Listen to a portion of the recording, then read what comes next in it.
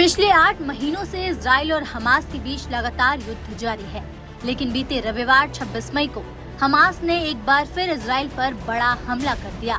4 महीने में पहली बार हमास ने इजराइल पर रॉकेट दागने शुरू कर दिए। तेल अवीव में उसने मिसाइलों की बौछार कर दी। इस हमले के बाद इजराइल में लोग दहशत में आ गए। एयर सायरन बजते ही लोग इधर उधर अपनी जान बचाने के लिए भागने लगे। हमास ने सेंट्रल इजराइल पर 8 से ज्यादा रॉकेट दागे। तेल अवीव में हमास के हमले के बाद इजराइल ने एक बार फिर राफा में हमास के ठिकानों पर एयर स्ट्राइक का हमला किया। बता दें, हमास ने सेंट्रल इजराइल पर जो रॉकेट दागे वो इजराइल के रिहायशी इलाके में जाकर गिरे।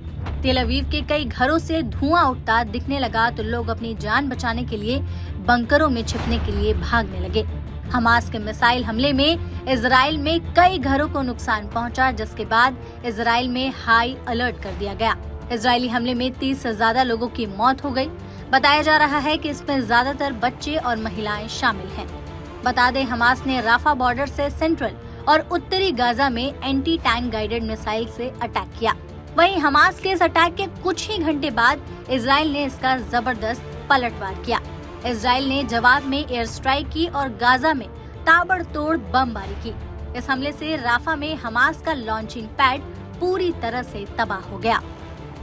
फिलिस्तीनी स्वास्थ्य और नागरिक आपात सेवा अधिकारी ने दावा किया कि इजरायली सेना के इस हमले में कम से कम 35 फिलिस्तीनी मारे गए हैं और कई लोग घायल हो चुके हैं।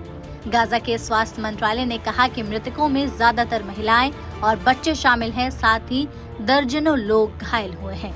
ये हमला पश्चिमी राफा के तेल अल सुल्तान इलाके में हुआ, जहां हजारों लोग शरण लेकर रह रहे थे, क्योंकि कई लोग शहर के पूर्वी इलाकों से भाग चुके थे, जहां 2 वीक पहले इजरायली सुरक्षा बलों ने जमीनी हमले शुरू कर दिए थे।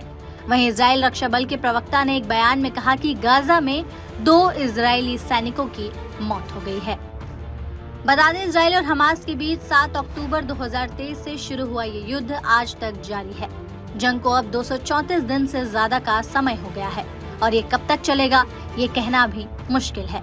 गाजा में अभी भी 125 इजरायली बंधक हमास के पास हैं।